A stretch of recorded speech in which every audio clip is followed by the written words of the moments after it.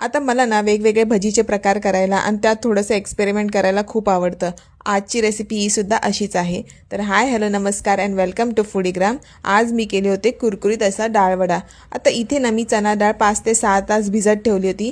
त्यानंतर इथे मी थोडासा लसूण घातला होता। आता लसूण हा मी सालीसकटच घातला आहे, स्वच्छ धुवून घातला आहे। त्यानंतर थोडेसे जिरे आणि आपल्या तिखटानुसार आपल्याला 5 ते 6 मिरच्या घालायच्या आहेत। आता हे सगळं मिक्सरला छान ओबडधोबड बारीक करून घ्यायचं आहे।